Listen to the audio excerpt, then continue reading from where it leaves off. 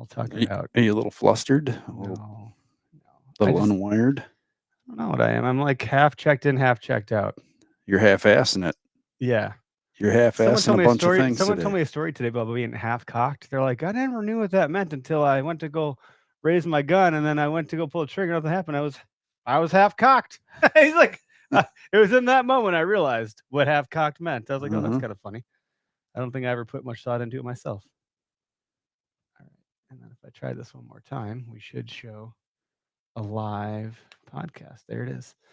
Then you can see these guys on the screen, although there's a delay for the internet, but it's all good.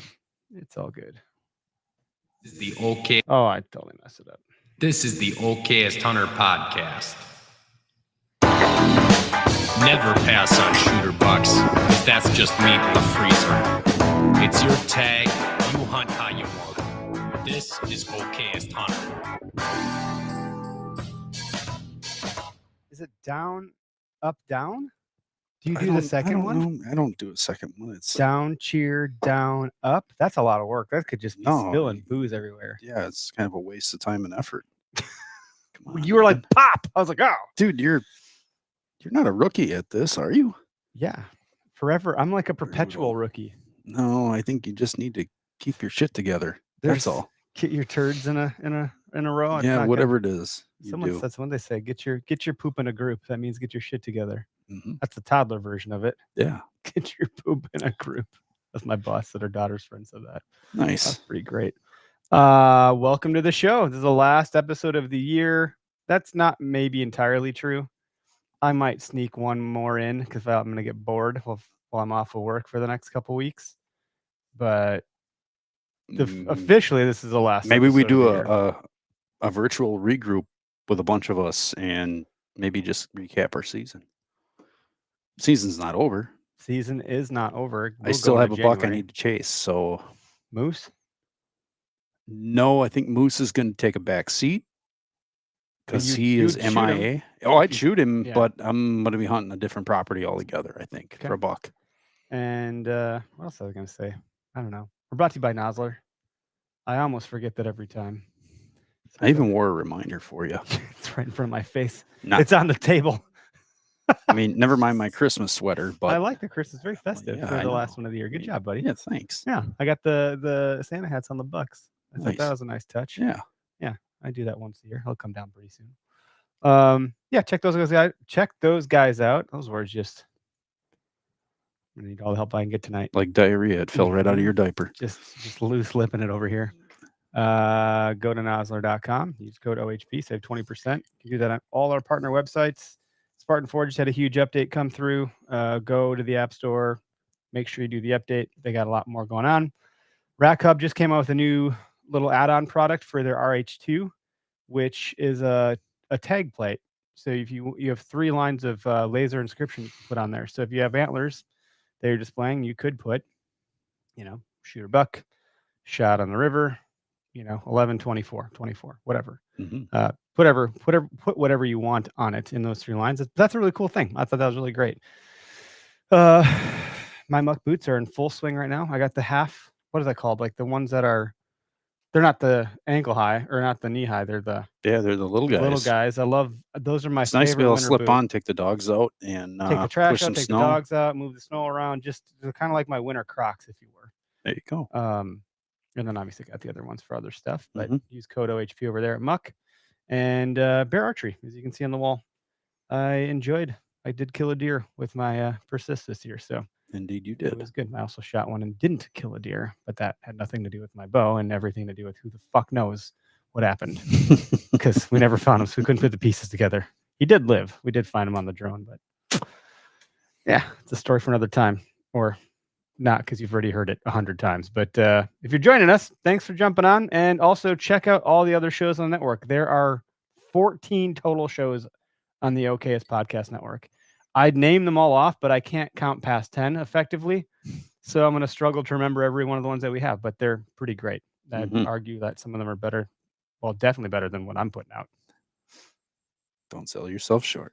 Yeah, I'm also, I guess everyone's putting out Just gotta make it weird every time. You do. We got some guests on the show. We got the guys from Latitude on, Alex Chop and Corey. You know, Corey, actually, I don't know if I know how to say your last name. Is it Godar? It is. You nailed it. Nailed it. I mean, I see it all the time. I just never say it. So it's kind of like the oh shit moment, right? Right then, right there. That's yeah. Welcome to the show, guys. Sorry, I didn't know you brought us out from backstage. I didn't get the notification, so that's how my wife got pregnant. She didn't even know it happened. It was surprised her, didn't you? Yeah. Rapey, but yeah, it's just because it's so small. Jeez. Wow. We got to make it so weird that everyone feels the same level of discomfort as me, and then we're all on the same page. This is about how I feel in the deer woods every time I go hunting. I'm like, I don't know what's going to happen. I'm going to mess it up. So you just got to start with the bar low. Expectations, Eric. Yeah. I don't know why you guys pay to sponsor this episode or this show. That's actually why they're on. By the way, we're going to have to let you go. Yeah. That's all. This is a breakup podcast. Okay. Yeah, you guys are breaking. But I didn't say brought to you by Latitude or like because you're here. This is an episode for you guys. We try to give our partners 1 to 2 episodes a year. They just get to have the floor. So yeah. I just assume everyone knows who you guys are. I suspect it's probably wise to let you guys do a quick intro because Alex, you're a bit of the face, and Corey, you've become quite a bit of the face with the Grit series. You guys want to just kind of rattle off the team members and what you guys do and how the company's doing? Yeah, I'm Alex Chop. I'm one of the co-founders here at Latitude. I handle the sales side of the business mainly, and I focus on the branding. And then I work very closely with Corey here, who is our genius marketer. So, Corey, I'll let you introduce yourself. That's a hell of an intro. I'm Corey. I'm the marketing director here at Latitude, and obviously work every day with Al on marketing strategy, campaigns, execution, partnerships with the OK's Hunter, and even the Grit series. So we get to have a little bit of fun, but a lot of the time spent on the computer. So it's all good. Yeah, it's always way less glorious when you realize you just sit in an uncomfortable chair all day and stare at a screen.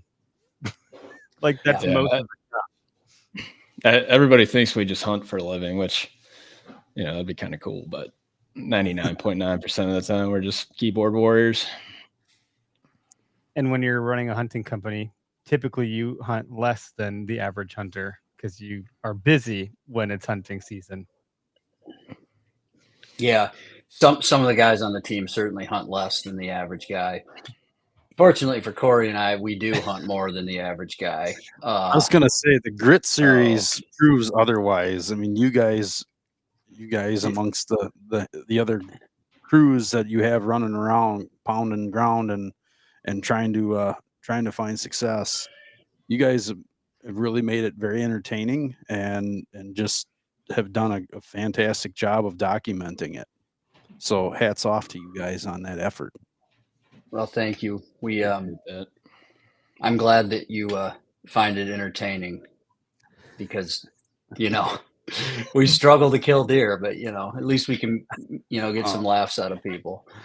If you've paid attention to our content and what we've put out, we probably struggle even worse. So I feel right at home here on the we're good. Yeah, the reason we all get along, we keep it free. Yeah. I mean, the authenticity thing is it's a big topic in the hunting community because there's this fine line of like, do you show this? Well, you don't want to show too much of the bad because it could rub the wrong person outside of the industry the wrong way. But if you don't show enough of it, then you're pissing off the endemic hunting world, the people that are hardcore enthusiasts, where they're like, well, that's bullshit. You didn't show enough of what was real. So like that's a hard line to walk to balance that out. And every episode you guys put out is like a short film. It's done really well. The cinematography, the editing, the transitions, the music and audio, it's all like very high production value for an episodic. Like you'd think every episode's a short film. It's pretty damn impressive, guys. Yeah, I can't take any credit for that. Derek and Aaron are extremely Derek Bradis and Aaron Blasey, they're extremely talented people. And it's not easy getting all of that done, but they do a great job, and it turns out really good. How involved are you guys looking over their shoulders with that stuff as it's coming together? Like, hey, let me just take a look at it real quick. How's it coming together? Oh, it'd be really cool if you did this. Or did you show that one part, where I know we said this thing, or you didn't put that in there? Oh, okay. Like, how does that all go? Yeah, I mean, it's the show is important to me on the brand side, right? So I am definitely involved from a messaging standpoint. The point of the show is to show that we're out there practicing what we preach. Kind of our brand mantra, right, is that we have no business telling people what gear to use if we're not out there hunting as hard as they are. Yeah. And but on top of that, I kind of have I guess a personal connection with the hunting media. I think it's important for us to share what we love about hunting with younger or new hunters. I think that hunting media plays a massive role in continuing this tradition, because I see young people all the time. I live in the city, right? So I don't live in a hunting community, and I don't see any up and coming hunters around me. So I don't know how these kids would ever be introduced to something like what we do if it weren't for hunting media. So I do take it very seriously, and I really enjoy it. Good answer. Corey, what about you? Any thoughts on walking that fine line? Don't put this in, put that in, that kind of stuff, and how that's imbued to the next generation or the current generation? Yeah, I mean, absolutely. I kind of similar background to Al. I grew up in the city as well. Don't really. I mean, I have an uncle, one uncle that hunted. Nobody in my direct family hunted. So, getting into this, I definitely fell head over heels for the whole media content thing. And the Grit series, when we first kind of brainstormed it, like, to me, I fell in love with the concept, and throwing ideas at Alex, I've grown to love, because no idea is too crazy for Alex. So he usually tends to run with anything we throw at him. And, he's really shaped Grit into something I think very special. And I love the platform of YouTube. I mean, it's easy. There's no barrier to entry for anyone to watch. And, I think that sometimes we need to, as hunters, take a step back from all the seriousness of trying to be this like big buck killer. Remember, we're just out there to have some fun and make memories with friends and travel, and kind of show that aspect of it. Make sure people remember, like, hey, it's all right if you go to Wisconsin for a week and get your butt kicked, because you're out there to spend time with your buddies, explore, see places you've never been, and do things you've never done. And to me, I mean, I can tell you right now, when I'm 50, I'm going to look back and think about, the trip to Nebraska, sleeping in some half finished farmhouse, waking up in a shower that has tree frogs in it, swatting flies and sweating our balls off, and, coming back to the house and having a beer and hanging out and eating pizza, versus whatever deer, we put on the wall over the years. But yeah, I think it's important, very important. He did kill a 186-inch deer on that trip, so. Yeah, like the elephant in the room. Yeah, 86 inches worth of elephant. Modesty at its finest, right there. Way to go, man! But you're right. I'm just giving you shit, Corey. But if you're quote unquote giving someone shit for shooting a big deer, like, that's the best version of giving shit ever. That's great. Right. But that's the deer camp vibe, where they're giving each other shit, and you're enjoying every minute of sweating your junk off, and the tree frogs, telling you how small your junk is in the shower, and all that cool stuff. So, yeah, man, you made memories, and like you said, when you're 50, or shit, you sound like 50's going to be old. I'm not that far away from that. I only got 6 years to go. Yeah, well, what do you remember from when you were, I mean, you got a baby face, Corey. I'm not going to lie. I know you're young, but you're not that young. Right. 31, Eric, 31. Oh, yeah. Young pup. Yeah. Young pup. So when I had my first kid, and everything since then has been a total blur. Just boom, blur. Doesn't make any sense. Yeah, you guys have built something really special. I mean, we're talking about the media side of things, and that's kind of fun to jam on. We put our hat into that ring, but it's a quarter percentage of my time with no capital. It's like, how far can you really get with it? It's tough. You guys being true entrepreneurs and being in the business, and hopefully the business has enough capital to afford paying some people that have talent. You guys have put out a great product, and baking in your products into that, I think is fantastic. You guys have a great product lineup. We've been working with you guys since I think 2019, and have enjoyed seeing everything kind of progress and evolve and innovate. And we've been using every product you've brought to market since you've been bringing them to market. And every time we get our hands on new stuff, it's like, holy shit, what do we do before we had this? I mean, that's really how we feel before the Carbon Series Speed Sticks. Is like, in my opinion, there weren't and there aren't a lot of products that compete with that for how it works. I think I made a point last week about saying, like, use the products that you're comfortable with and that work for you. And I'm really good at making other products look bad. Yours is one of the few ones I'll make look good because it really helps me. And I need all the help I can get. So I know it's just a big brag fest here. I'm just saying really nice things, but I genuinely mean them. So, I'm excited to see what's to come here. But how is the business?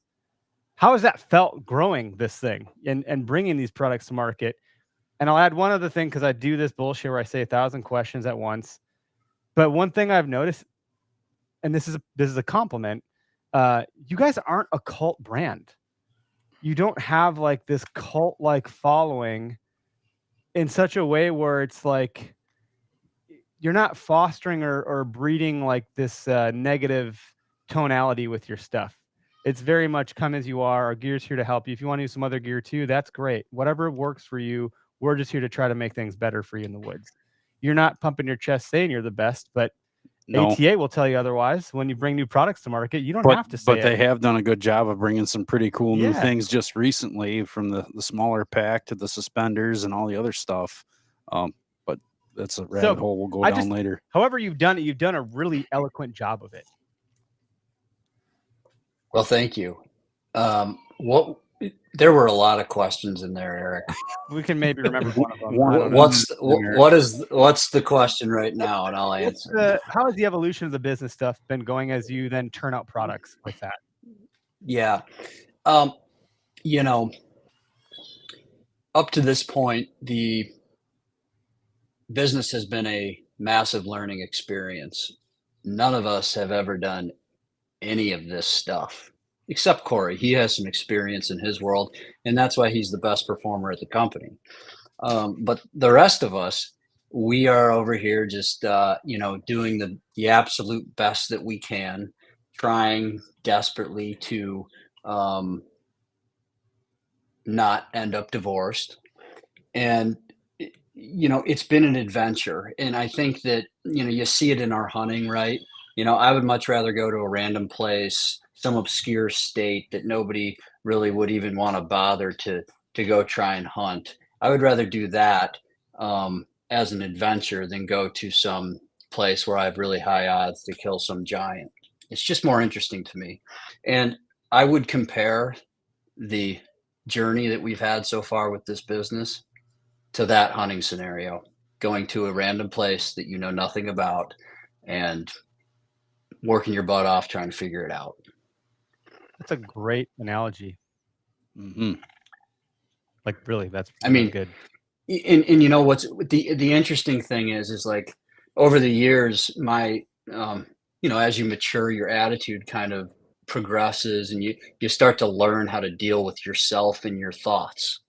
And what I've learned and what's kind of happening naturally is that over time, when I'm out there hunting, getting my ass kicked, I've learned how to deal with that mentally. And honestly, I'm pretty good at it at this point.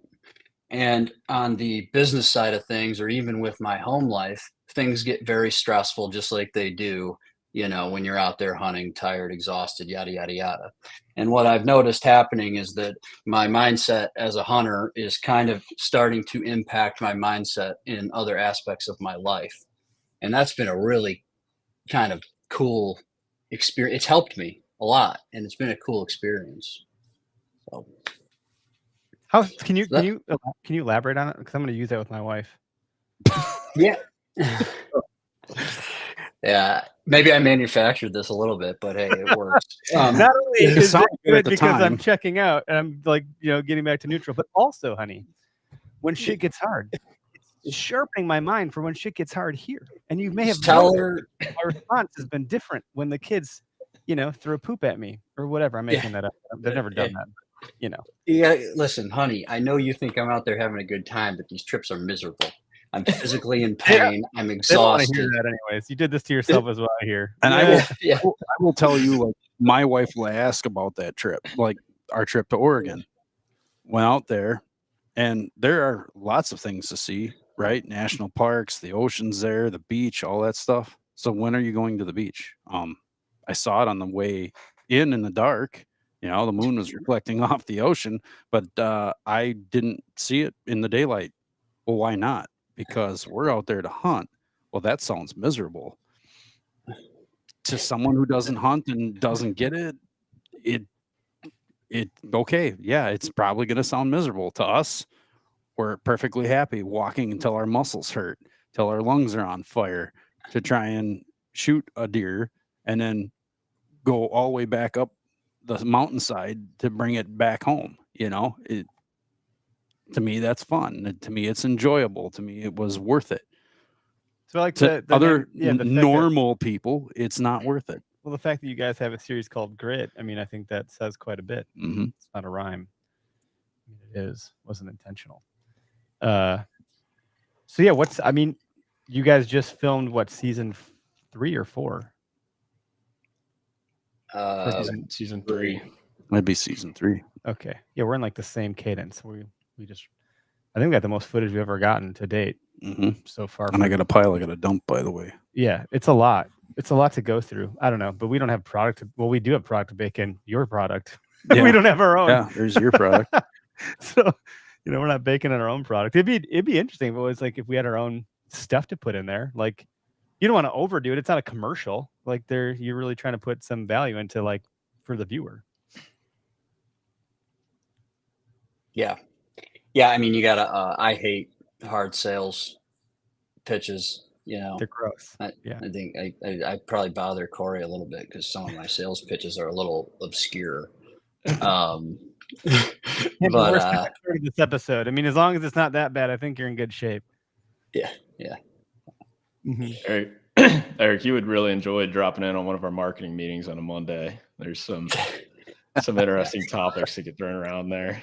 Why I like working in this industry, because it's just, the profession is second. It's like secondary to being a human and being a hunter. Obviously, the profession is important and part of it, but then you get to bring all these other things into it. And it's like this really great concoction. I talked to you guys yesterday on a work call, and I'm talking to you tonight on a not work call, but kind of a work call. Like, it all just bleeds together. It's all just It really one does. And so, like, then having opportunities to go hunt and do things together in the field, whether it's a content shoot or an actual hunt or whatever, like, it's still just great to do all that stuff. Yeah, I don't know. Even like when I think you guys when I got the new profile platform, I told my wife, like, I gotta take a lunch break. I gotta go out in the backyard for a little bit. She's like, "Are you kidding me?" I'm like, "Well, it's kind of like work, honey. I really got to do it, Like, and not that they're counting on me or anything like that, but I kind of got like a bit of a, like, I owe them I got to do this. Mm-hmm. I'll bring the boys with me. They'll come outside and they'll jump around on it. It'll be fine. And it's stuff like that I really enjoy it. Like, all the tinkering. If you send Greg something, he'll probably like take it apart first. He'll get his Allen wrench set out and like take it apart and look at it from every angle and then put it back together. I'm like, yeah, this is pretty nice. That's how Greg. Oh, one of those people. Hey, easy with that shit. Easy, hell. I'm just kidding.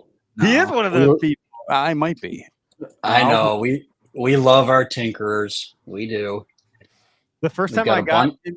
into your saddle, back in 19 or 20, whatever year it was, somewhere in there, I was pretty intimidated with all the lines. I didn't know any of the terminology. I didn't know what the bridge was. I didn't know I was like lost in the sauce. And you guys had, at the time, you're still pretty fresh to all this stuff. You had some decent tutorials. And Alex, I think I was texting you like, hey, is this how I do this, or what is this called? And you weren't as busy yet, so you're able to reply back to me and help me through some stuff. Now I'm super comfortable and confident. I can speak to it, and it's a whole different thing. And the innovations you guys are putting into your saddles now, they make sense to me as someone who's used the earlier products. Having the padding and having the I don't even know what's called, that bigger band on the Lone Star. Like, there's some thought that goes into this that does increase your comfortability when you're in the stand, which is a big deal. The more comfortable you are, the less you're wiggling and moving around to adjust this or unpinch that, or I'm still not just as comfortable as I want to be. Let me move this here, and all that movement's not good as a whitetail hunter. So if you're working to make people more comfortable, you're working to make them more still, you're increasing their odds at shooting a damn deer. I think that's pretty great. Yeah. I mean, Eric, we're very lighthearted over on the marketing side of the business, right? And we try to be ourselves and as authentic as possible on our side of the business. But on the product side of the business, right, those guys over there are extremely talented, and everything that they do is thought out to a point where my brain would shut off. And so, that's where the magic has kind of happened with the business, really, right? Is it's kind of this blend of these very, very technical engineer type people, right? And it's challenging to have these contrasting personalities coming together in one organization, but that's what's made this thing work. It's allowed us to compete with some of these other bigger companies who have more funding, have more resources, got an earlier start. The only reason we still exist is because of some of these guys over here who take the product very, very seriously. See Levi's question. There's a few questions that came in, and the phone lines are open too. So Levi, as a Western hunter, you have to find a place with trees. Let's start there. Not necessarily. You could have some small trees. Yeah. Well, trees in general, any kind of tree, but something you can climb. Guys, I'm not going to lie. On our work call the other day, I went down a really deep rabbit hole, and I didn't end up anywhere positive at all. But I was like, what if you could hit the waterfowl market with a saddle? And I know what you're thinking. What the fuck are you talking about? And I'm like, well, there's these things called helical piers that you can put into swamp water, into the muck. And if you had a helical pier and you had a post dug out there, you could hang a saddle on that post and a platform right above the water. But then I'm like, why would anyone go through all that trouble? You can't manually put in a helical pier. It's not really that doable. You need heavy equipment. And by the time you're done with all that, you might as well just build a damn duck blind. So then I just went in a giant dead end for no reason whatsoever. Yeah, you went in a big circle. It was pretty stupid. And you extinguished your own fire. That's nice. Yeah. Way to go. Yeah. Just, trying to think of adjacent categories. Duck hunting is not one of them, I don't think. You kind of Well, it's interesting, Eric, because I am not a waterfowl guy, so I could be totally wrong about this, but I do see these really cool pictures of guys standing in waders in waist deep water in the timber with their dog on what looks like a dog saddle platform. Well, in the deep timber, maybe it's a dog stand. It's basically a hang-on tree stand, more or less. And it's a dog platform for the dog to get up out of the water so he's not shivering like a dog shitting fish hooks. Yeah. And so I don't fully understand it, but I did have a guy come up at ATA one year, and I think he was in North Carolina, South Carolina or something. And he said he uses his saddle all the time to waterfowl. I think that it'd be actually, I hadn't had that consideration. I was just thinking where we hunt here, it's usually just big marsh, flooded marshes or whatever. But I had duck hunted once or twice, and I'm like, God, I just want to sit down, but you're standing in water and waders, and you just got to stand there the whole time. And I'm like, if I just had something to sit on or lean back on, I feel like I would have enjoyed it 10 times more than I did. So if that's the case in the flooded timber stuff, I mean, shit, how would you not be using a saddle? Well, you could use a platform. You could use that, or you could use what's called a marsh seat or a swamp seat, where it actually stabs into the mud. Now it'll work if the water level isn't too high, that you're standing in. But for the most part, there's always some kind of option available. Yeah, but a saddle's pretty nice. That's what I was thinking. I don't know. This is just this is like a problem. Like, it doesn't turn off. It's like stupid. Every idea I have to vet out in my own brain to like get my brain to turn it off. Seen a lot of guys use the gear strap that will go, in flooded timber, put the gear strap around a tree, put their bow hanger up, give them somewhere to hang their gun. Yep. Put your pack on there, just raise it up, get it out of the water. You bet. Seems to work for that. But I mean, I think a lot of if you're going to get into a crossover market, like outside of the whitetail space, I think you're going to end up, like bear hunting. I think elk's going to be an interesting one. I think you're going to start seeing people kill elk over wallows out of saddles, on the internet here soon. And there's some guys that are doing it already. Right. Yeah, it's an interesting. I mean, it probably would be very effective, I would imagine. But what I've heard with that is that the wallow, and I don't know, maybe Levi can weigh in.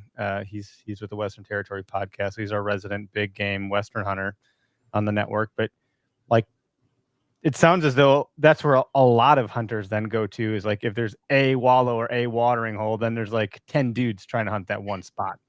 So, depending on the seasonality, if it's a hot time of year, early September, and everyone's just going to go flock towards water, that's I don't know how many watering holes there are out west for that kind of stuff. Depends on your area.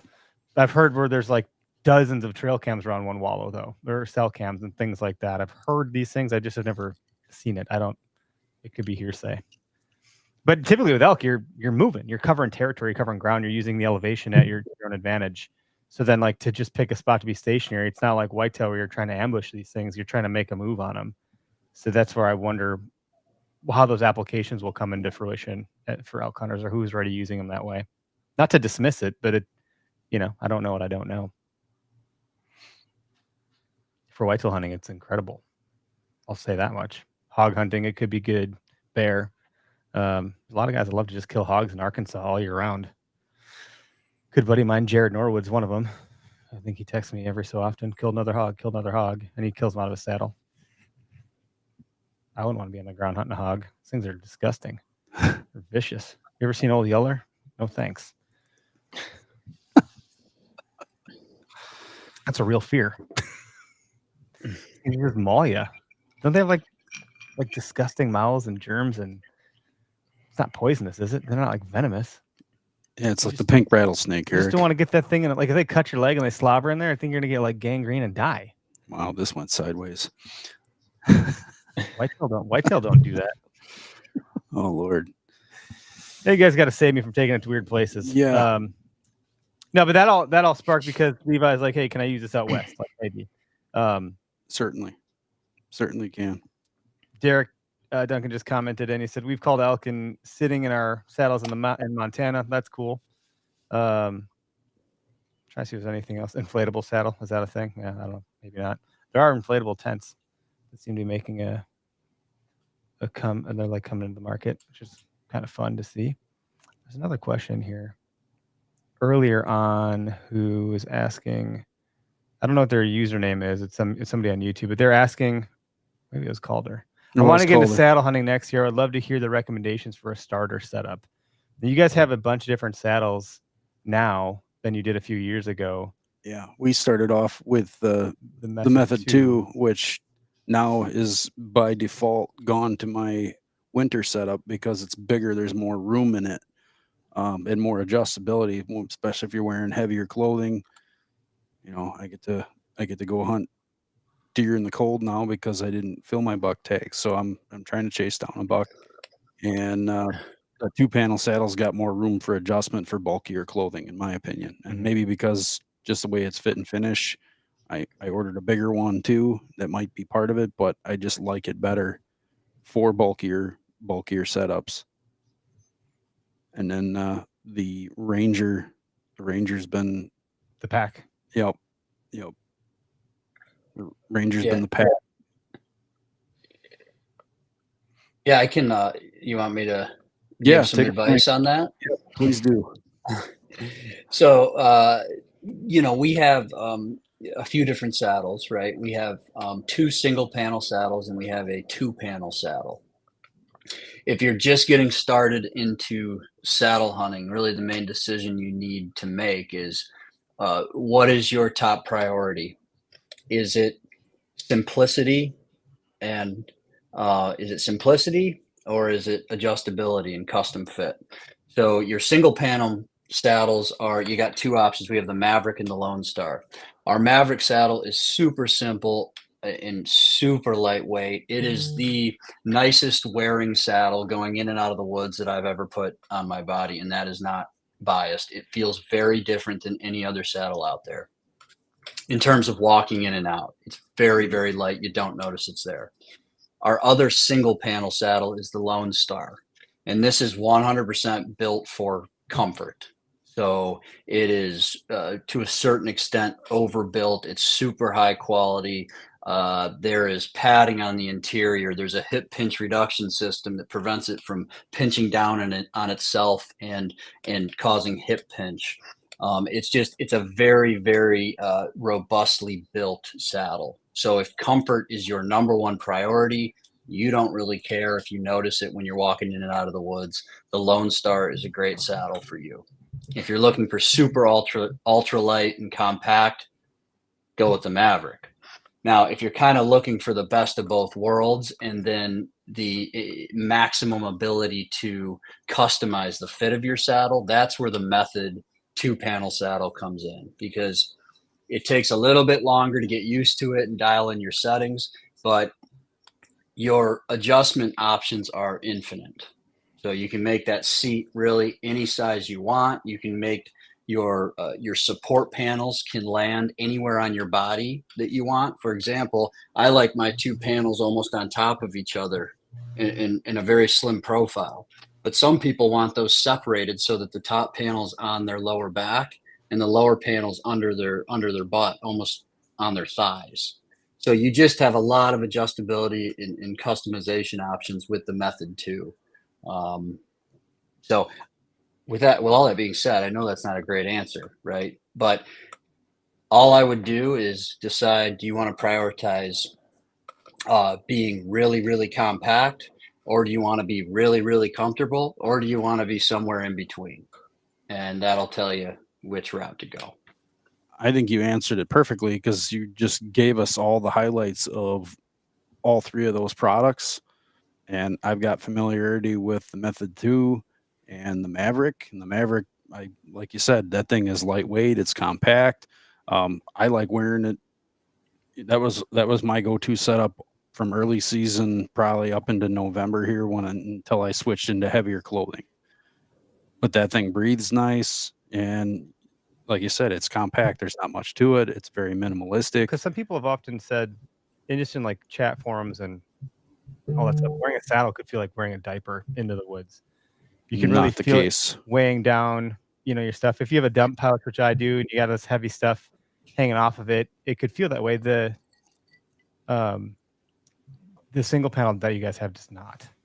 The Maverick is very lightweight. You don't, like you said, you don't feel it there. It's totally different. But they did come out with another cool add-on with the suspenders.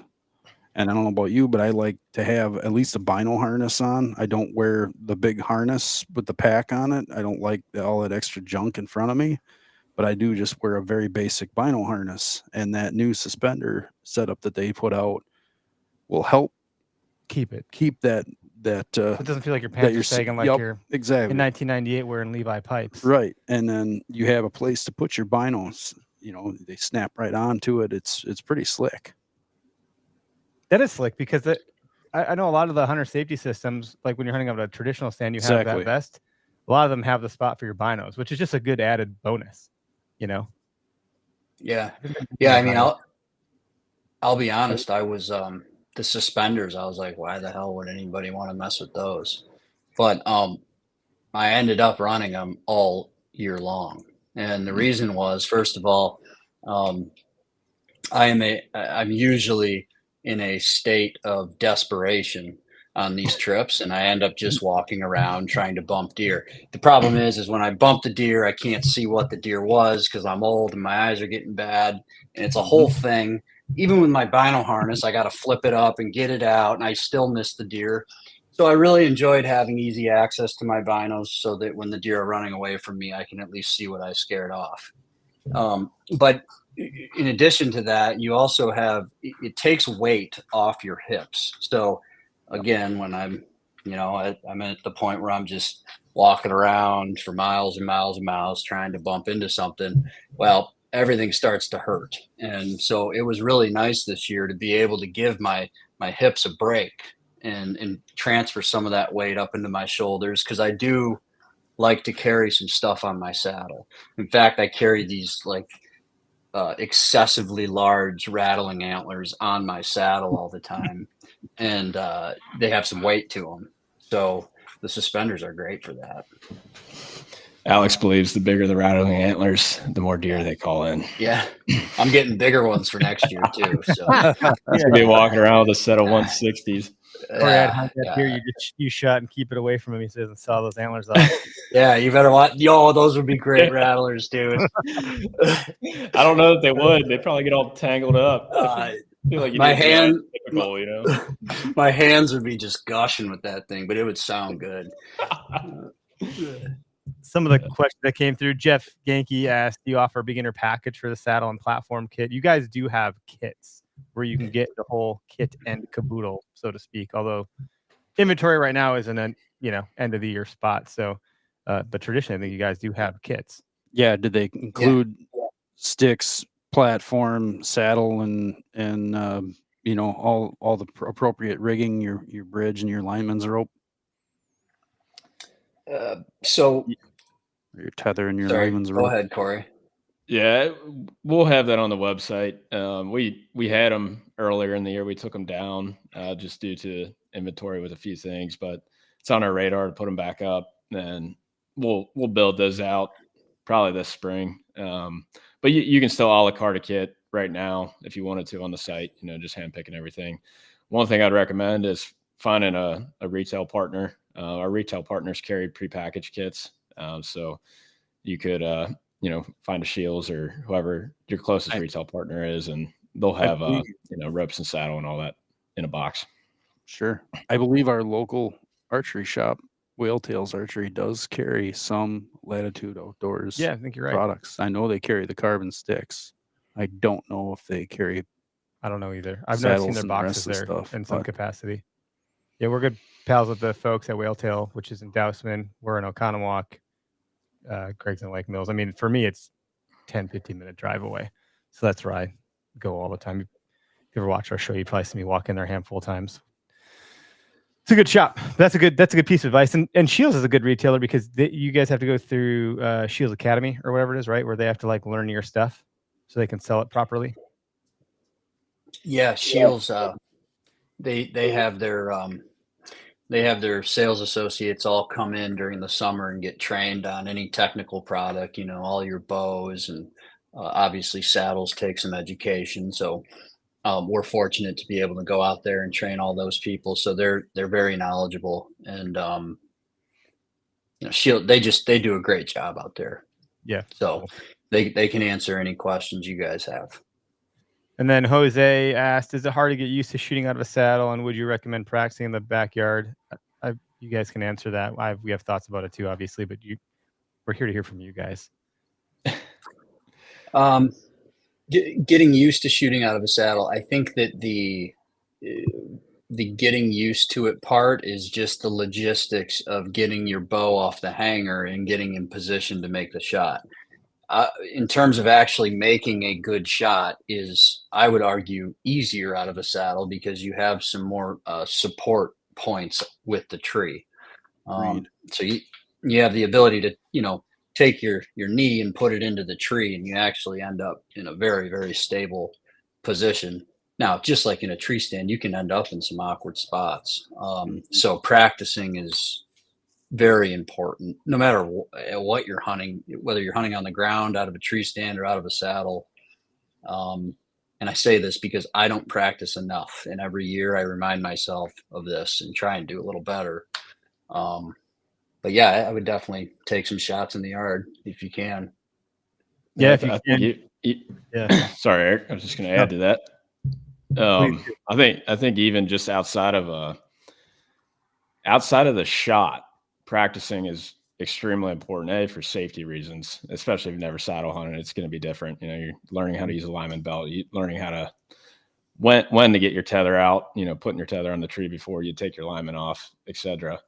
But one thing practicing out of a saddle I think helps with is you're going to make a lot less noise. If you learn how to pack your stuff appropriately and unpack your stuff efficiently, you're going to get up the tree a lot faster. You're going to not ting as many things, but also just positioning yourself for a shot and learning where's your strong point. How do you want to set yourself up to that, whatever trail that buck's going to walk?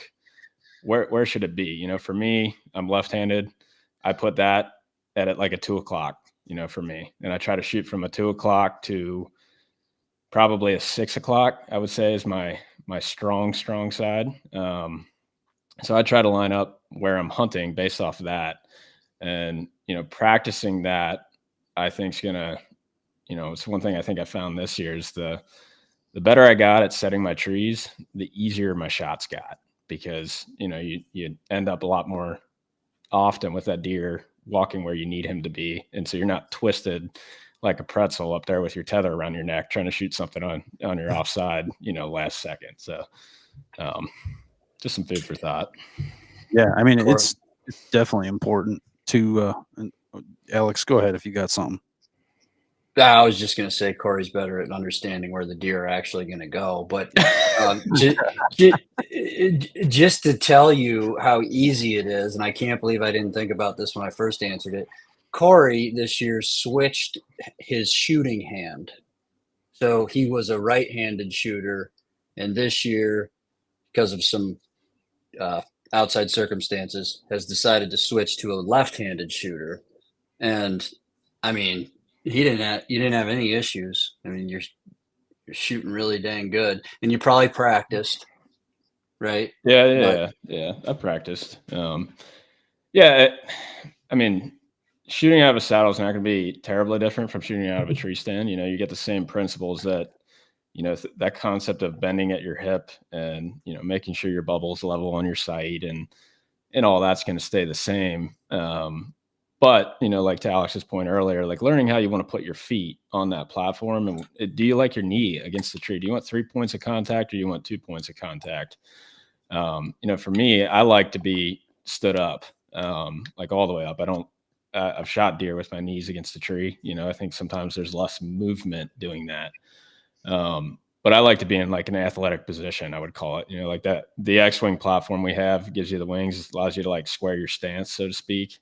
I found that valuable, not necessarily for comfort, but more so for, feeling like I'm in a athletic stance when I'm shooting my bow. So I don't know. I think the more time you can spend in a tree shooting out of your saddle, for sure, it is a pain in the butt because you shoot 3 arrows, you got to climb all the way down and go get them out of your target and climb all the way back up. But getting a few in here and there, it's worth it. There's training wheels though to that. You can just set your saddle up at the bottom of a tree without ascending. Say that, right? And you can just to get used to it. Strong side, weak side. You need to know the difference. You need to know how to deal with that. What happened to me this past season, I had to draw on my weak side, and then I had to pick at full draw up over my bridge. That deer moved and come back down to my strong side. I don't know that I'd feel comfortable practicing that in my backyard because I wouldn't want to lob an arrow at a neighbor's house. But that was a real life situation that I dealt with. So, just even understanding, like you mentioned the clock, and I was like, oh yeah, the clock. My comfortability is my 6 to, probably 10 before I hit the tree at, 11 to noon that I'm facing. And I don't know what you guys feel about the whole putting your bridge over your chest and leaning forward and with your back to the tree in your saddle. I did that a couple of times perfectly fine. One time I did it and the Pruswick knot was right there and it started slipping forward. I thought I was going to shit my pants because I was going to fall out of the stand. You probably did. Facing forward. I was like, oh God, that could have been ugly. So now I'm a little like gun shy about that. But other guys are like, yeah, no problem. I'm like, well, yeah, no problem. As long as you know that you can plan for it. If the deer's there, you're not going to do all that moving around right then and there. and suddenly turn about face and put a freaking thing over your shoulder like a seatbelt and lean forward, you could. I don't know if that defeats like the safety purposes, if given what I just did, but that's when you could practice at the base of the tree, perfectly safe, and get comfortable. Make sure your knot's in the right spot so it doesn't grab something and start to undo itself.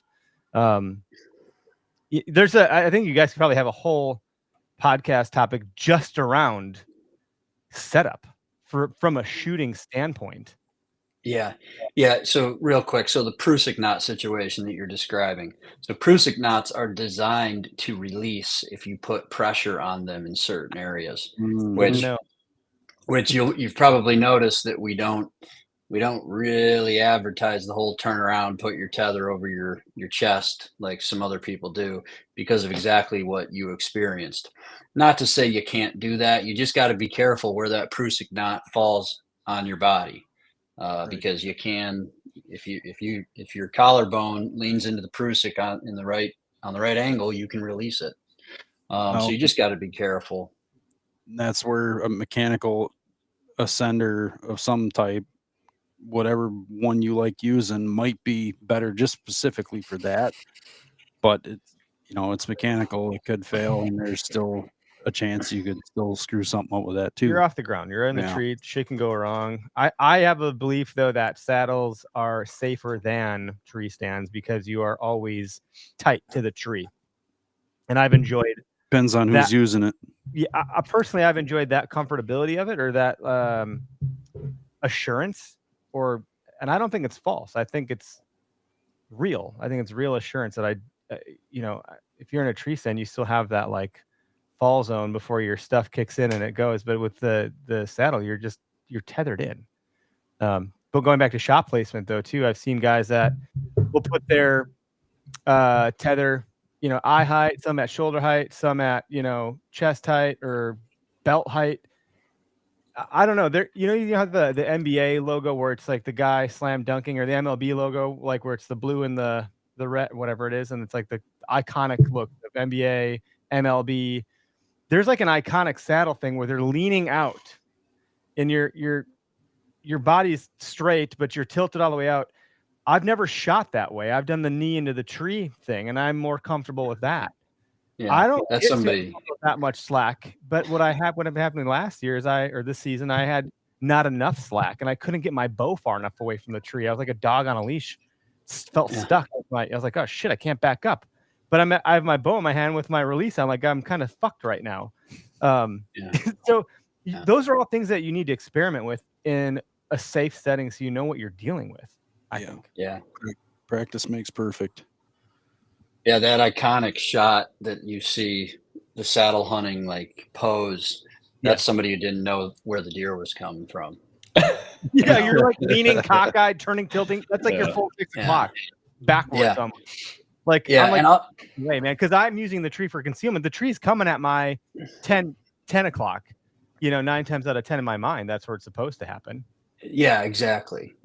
So, and the one thing that's helped me a lot with my shooting process over the years is that I have a checklist, and there's certain things that, so in a saddle, sometimes you can get in awkward positions. In fact, if you're truly run and gun, scrambling out there, you're not really hunting spots, you're walking into spots and hunting that you've never seen before, right?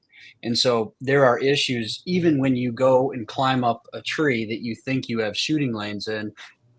I'll tell you what, I've had to take my tether and lengthen it so that I can get super low and actually have a shot.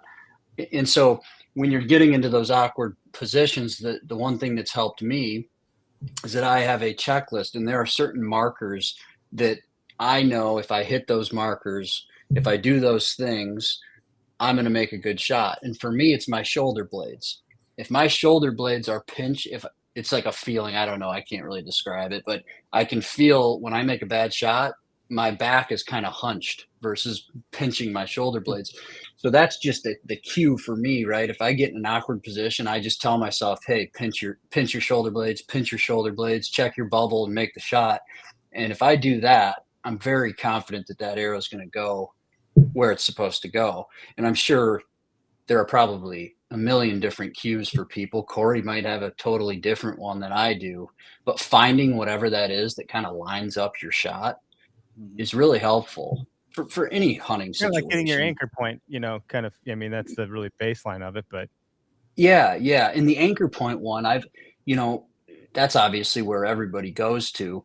And for me, it just it didn't work perfect just because I can get to my anchor point, but I can screw up my form in other areas. mm, And yeah. so I can be on my anchor point and still make a bad shot. And I'm not an archer, right? I'm a hunter, so I'm just trying to get by. But the shoulder blade thing works for me. If you find something that works for you, it can be helpful just to Yeah, check Corey, yourself, what right? worked for you? Because like, how the hell did you switch? Not even like just switching from right to left, but your dominant eye. I mean, that's a whole different paradigm, man. Not to mention the muscle memory that you had to build out of the thin blue. So, like, I don't know what kind of like psychopath you are over there. Derek Genius. Derek had the same thing though. I mean, he was always a right-handed shooter, but then he had some left eye dominant issues, like what Corey is fighting with. Yeah, you guys. So It's just a lot of smart people. how in the bad world. do you I'm not want one to of do them. it? If I you don't- want to do it bad enough, you're gonna work hard and Yeah, train if your I want body. to do it bad enough, I'll just fuck up every shot forever from that point forward. Yeah, I mean, it's a lot. I'll tell you one thing that helped me is I hung a target under my deck, and I got my basement, has my little patio that walks out under the deck. And so at lunch, I'd just walk out and shoot my bow at, literally 3 yards.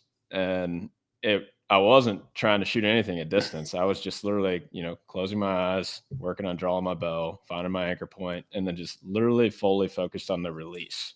Blind bailing. And you shoot What a 10 term. arrows like that. I'm not trying to hit a bullseye, just trying to get my form right, and build that muscle memory. But yeah, I think the more you can shoot, the better you're going to get with it, especially out of a saddle.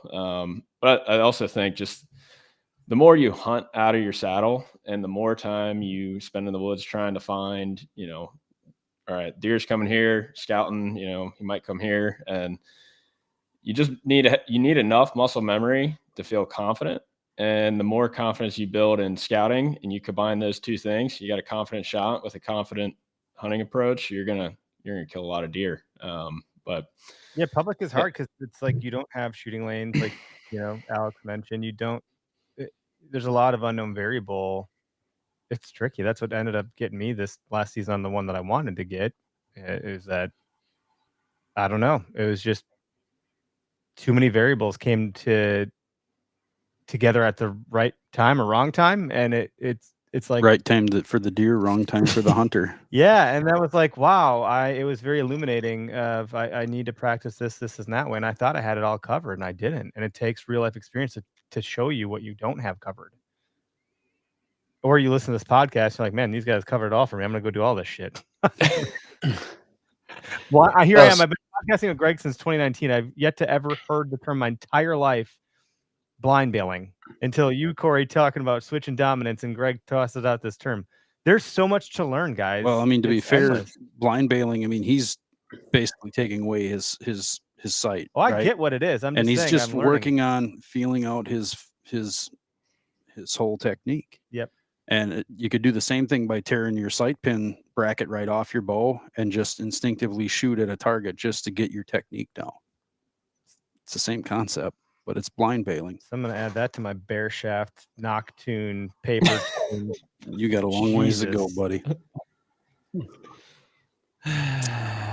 Just needed to do what I wanted to do when I wanted to do it. That's the gist of it. for Doesn't me. come easy. I'm probably more like Alex. You and I probably have a very similar style. Not gonna lie. I feel like Yeah, I mean, I'm not a tinkerer. I like to. I guess I'm a tinkerer of sorts in the woods. I mean, I'm very inefficient out there, so I'm kind of tinkering around out there. But the gear, like, I want the gear to work. I want it to work every time. I want to pull it out of my truck. I don't want to even touch the stuff. I pack my bag at the beginning of the year, and I don't ever touch it, ever. I don't unpack it. I don't reconfigure anything. It's just the way it is. Beginning of the year, I add layers throughout the year, and that's it. And same with my bow. I don't want to mess with anything. Not to take away from people who are very particular about their archery equipment and stuff. It's just for me, it's a simple bandwidth thing. I'll screw it up too much if I start tinkering around with that. Yes, man, you are. It's like you're in my mind. It's the same for me. I feel very similarly about that. And for the first time ever, since when I started hunting, and my dad gave me, this giant aluminum stand that he makeshift made these tie-on straps. It wasn't like a real backpack. It was just like this this frame on my back. This is really uncomfortable. Then I got like the satchel. I have a fanny pack. I have all my stuff. I'm just waddling out there like the kid from A Christmas Story. If I fall over, heaven forbid, I'm not getting back up, which actually happened once. I got stuck on the ground for a while like a turtle. I just hated the feeling of being that clunky kid. Hated it. And then when I met Greg and he gives me his Lone Wolf Alpha platform, and I was like, wow, this is quite the upgrade. It's got real backpack straps, but it had the sticks that went onto the thing.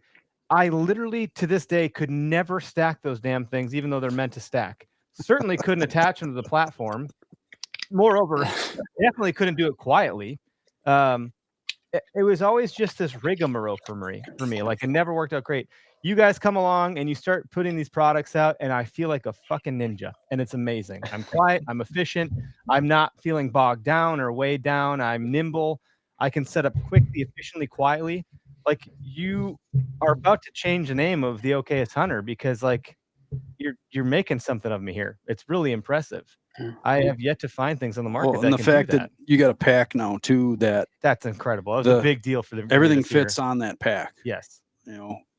The Ranger in particular. Almost like it was engineered to do so. Imagine that. It's like it was made for it because it was. Yeah, that's one thing about Alex that, Alex is extremely humble, but Alex hunts his freaking butt off. And that really, as talented as our product guys are, that is really the backbone of all the product design. And, it's like taking real life experience in the woods and bringing it to the product guys to reverse engineer how to fix that problem. And Alex has, he hunts his butt off, and he hunts a lot. And so, I remember blatantly with the Ranger pack, because Alex ran it for 2 full seasons, probably through 5-6 states, 100+ sits. And, he had configured how to pack that thing to a science. And, I got my first Latitude prototype, and I packed it totally different from him, thinking I knew how to do it better just because I wanted to pack it my way, and ran it 3 or 4 times. And immediately I was packing it Alex's way. It's like, there's a purpose to this, and I think, the grit thing is as much fun as it is. It's also very important because it dictates all this stuff, with how all this stuff comes to market and why it comes to market. Yeah, we joke on our end, like, if you really want to test something out, durability wise or simplicity wise, you give it to Al. And the reason is because, like, my hunting style is pure chaos. And it's chaos because I like chaos. I like action and excitement in problems, and that's just what I like. But what that also means for our gear is designed for chaos. In other words, like, if everything in your scenario is chaotic, weather, pressure, you name it, sliding off the road in a rainstorm because the road is just pure mud, whatever that chaos is in your world, it's inevitable for the public land hunter. And the gear should be so stupid simple that it doesn't matter what else is going around you. You're going to be able to pull the truck over, grab your stuff out of your truck, and go hunt when you finally find that spot, or maybe you finally glass a buck. You finally got eyes on something. You got to go get them right now. And so that's why it's designed to be very, very simple. So we joke around about it, but putting that stuff through chaotic situations is important for a mobile hunter in mobile hunting equipment. Mm-hmm. Yeah, I would agree. The one thing I don't have that I need are your saddle cinchers. Do you think people are using those for their sticks on the way up? Is that Were you asking us? yes? Yes. Yeah. Yeah. They're for your sticks. Just clarifying could- because of the name, but I'm like, They're for anything, really. But anything, really. I wish I need had a that stick. in my life because I have 4 sticks now that I'm hunting with. Yeah. And so going up the tree, I always try, just like a dad bringing groceries. I'm like, you got to get in one trip. Like, heaven forbid, I got to climb back down and take another trip. I want to take one up the tree, and I've done some pretty derelict shit to get those sticks up the tree with me today because I don't have a good system in place to get the sticks attached to And my before saddle. those came along, I made up some stuff out of I'm using- paracord and you're using attached paracord? it. Yeah, I'm using those it gear works. ties. but yeah, But you guys have the molly webbing on the there's a lot of ways you could skin that cat. But Yeah. So Eric, those saddle cinchers, they kind of slip knot onto your molly, right? And there's a little slider button on the cincher that cinches down onto the tip of your bottom step on your sticks. And so that's how you can carry them up. So I run 3 sticks. So I'll have my first stick on the tree, and then I put 1 stick on each side, and then my platform on my back. And that's how I go up the tree. Good. But yeah, they're exactly the same concept as the paracord. They're just, you got that slider button on there so your stuff doesn't fall out. But oh, that's happened. Anything that can go wrong. I'm like, it's like if you're hunting with me, you're hunting with Murphy's Law. yeah. Well, you're not alone, Eric. I mean, like all the time, I'm just fascinated by all the pieces to the puzzle all the things that have to go right to kill a deer, and Literally the way, everything. and there's just so many things that can go wrong, dropping stuff out of the tree, but dropping stuff on the way, whatever it may be. And it's just, it's a complex system that we're dealing with. So it is. You're not and the more alone. efficient you can make, the fact that you made me an efficient hunter is, I mean, you could probably put a plaque up. That's your biggest testament right there. Like, Yeah. I wouldn't have thought it was possible. Well, I mean, look at our gun drive. I'm going to shift gears a little bit. Nobody really thinks about, we do, using the saddle for gun hunting, but I can't think of a better way of gun hunting than a saddle other than on the ground. But on the ground, if you're using a rifle and you're shooting distance, you need some sort of a sturdy rest. Well, when you're hunting out of a saddle, that tree is the sturdy rest. I've killed several deer from last year to this year out of my saddle with my rifle, and I got a coyote too. We put up on that drive pretty effectively. I sent you in a direction, I looped all the way around, I got up the tree, got the cameraman up the tree. Carbon sticks are light. Yeah, I mean, we had a long walk to get back there too from the truck. Pretty high up, so it was nice to be able to do that. But I don't think the saddle gets enough credit for being really effective for gun hunters, because you have that rest with the tree that you're tethered off of right in front of you. I was set up in the saddle with for the deer drive with the rifle, and a lot of guys are like, oh, I just use my my tether to rest my gun. I'm like, I don't know how you're doing that, because it's coming off of my chest, like it's right there. Like I don't, huh? So I'm like, I don't know what kind of stupid I am that I can't make sense of that. I mean, it's just a matter if it's out long enough, if it's at the right angle, if you got enough rope there to work with. I just assume tuck next to the most stable thing I got in front of me, and it's usually the tree. Someone had mentioned using a camera arm to rest your rifle barrel on, and I thought that was a good idea, but I don't have one of those, so like I don't have one.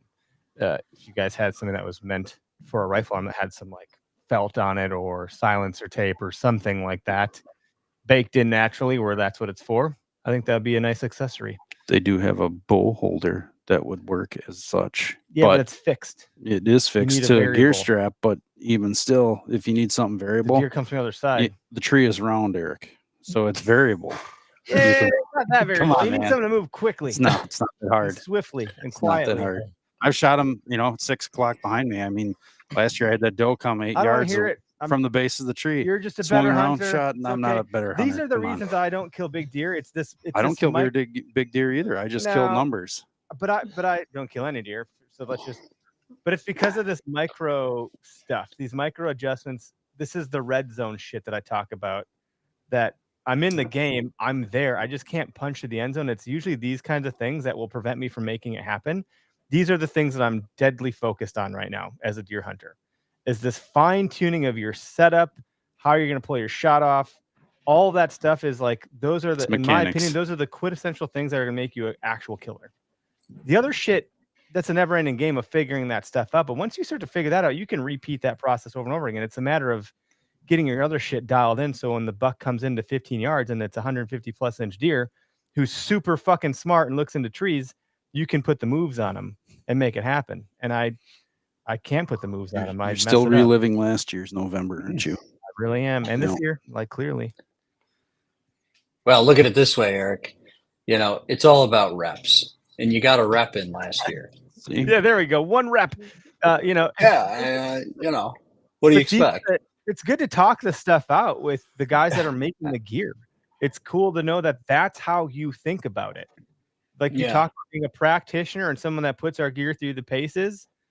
Like you're not just some empty suit, you know, with a PE firm in the back end, you know, trying to keep shareholders happy and let's just make this product and bring it to market as fast as possible before we test anything out. Like y'all are doing it. You're doing it the right way. Yeah.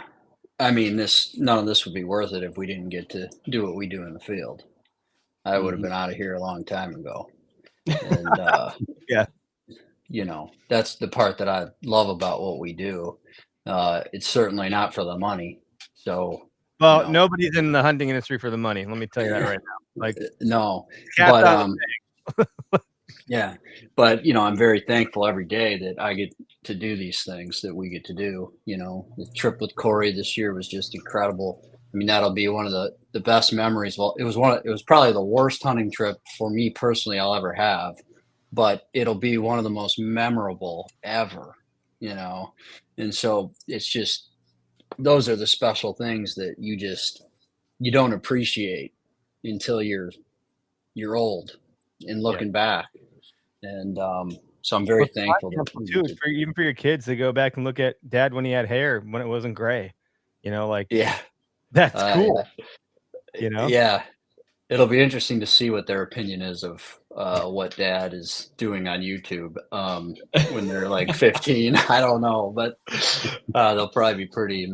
I don't know what they'll think. They like it now, but it's cool. I've said that out loud a bunch of times. I worked at a cell phone company when I was in college. Like people would call in when their loved ones had passed because they wanted to get the voicemails because their voice leaves the world. And so like, the only way I can hear the voice is by getting their voicemails. Can you please save them for me? Can I have them? And of course we did, and we had technology to do that. This is like that on steroids because it's video. It's really special, I think. So people might want to. There's people that bash hunting content left and right, and I'm like, kick rocks. I have my own reasons for this, and that's one of them. You know, so there's that. But I was talking to my wife, was it 2 days ago? And I was like, yeah, that guy looks really like we were walking to my car and some guy got out of a truck and he looked like a deer hunter. You could just tell. And he's like, what's up, man? And I was like, hey.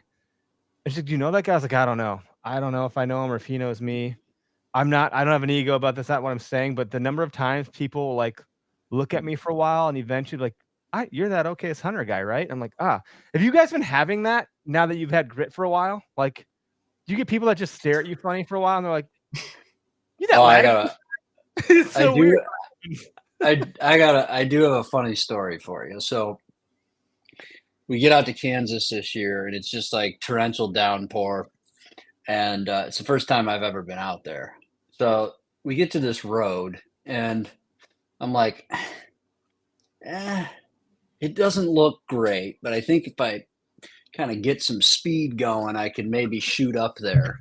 And bad. So so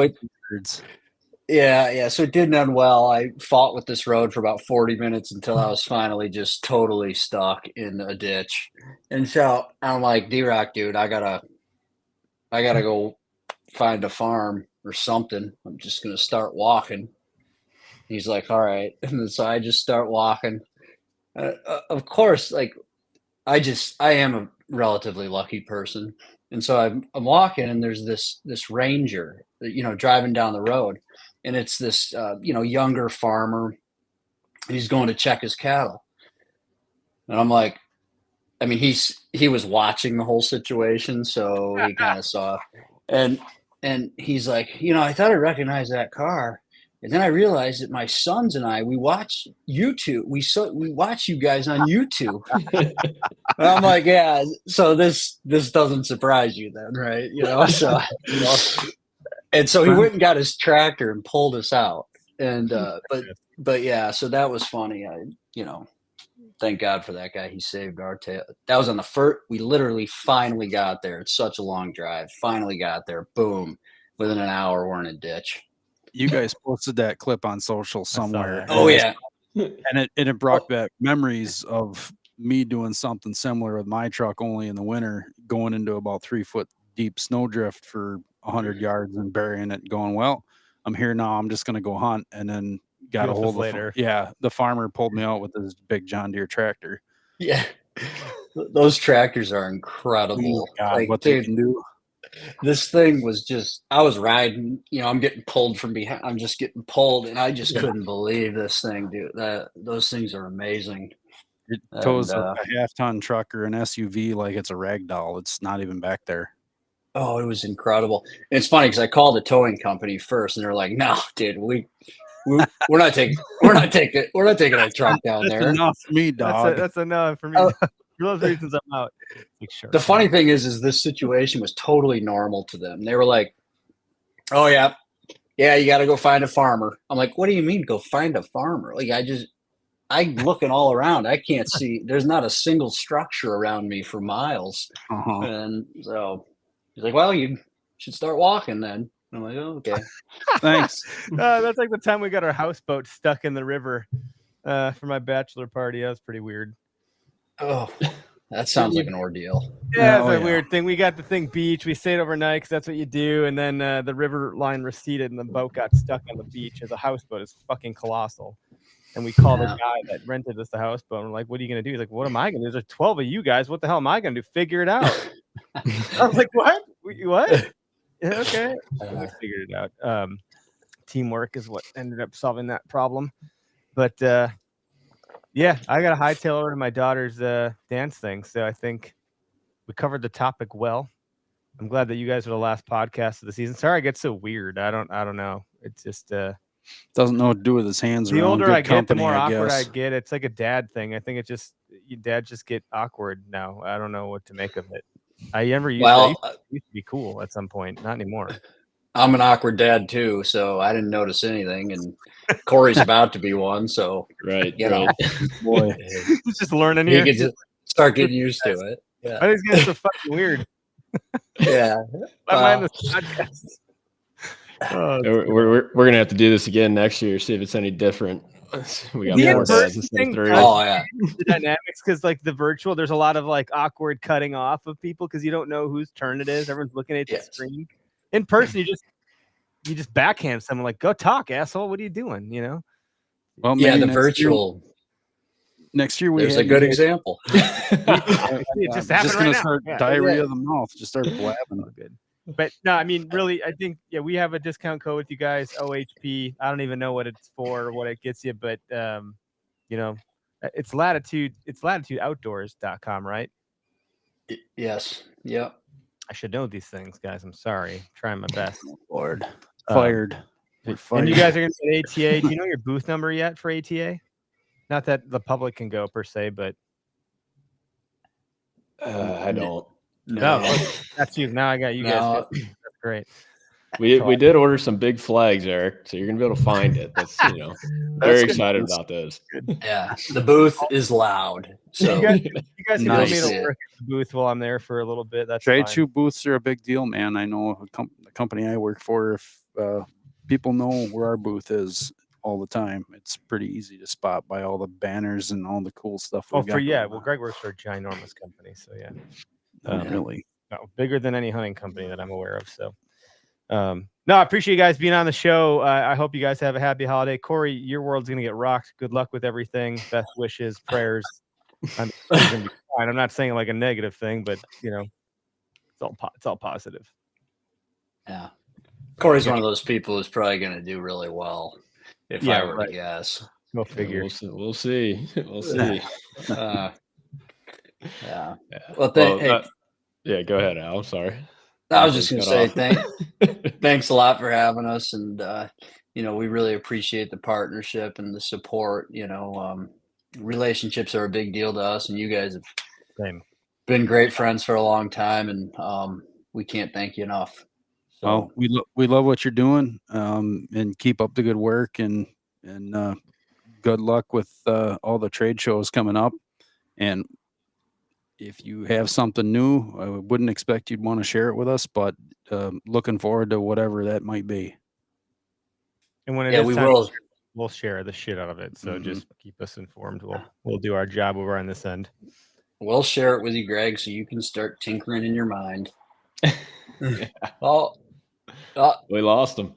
Back. Audio's gone. You hate to see that happen. Is it just you and I now, Cor? Mm-hmm. Just us, Al. Right back to it. Hey, Calder, I don't know if you can still hear us, but I saw that you put your size in here, or your build, and the Maverick would be a great option for you versus the Lone Star will be overkill, and the Maverick would fit you very well. And 608, we appreciate you. Yes. Yeah, thank you.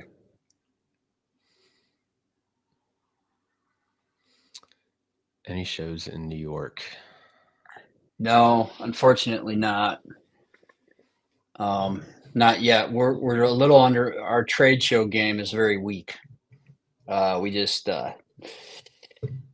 undermanned, so it's something we're going to be doing more of in the future. But as of this year, unfortunately, we won't be in New York. We'll probably be in PA, maybe.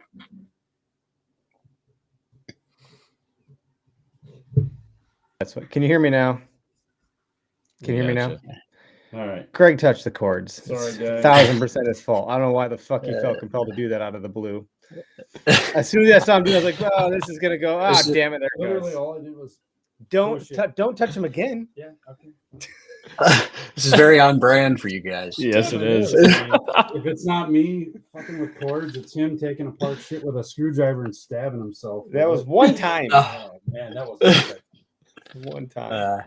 All right, fellas. Thanks for being on the show. Hang on a second. I got one thing to add. Calder, the closest show we go to is the Great American Outdoor Show in Harrisburg, Pennsylvania. It's the closest one to New York. It's a big show. What, Greg? What do you guys say?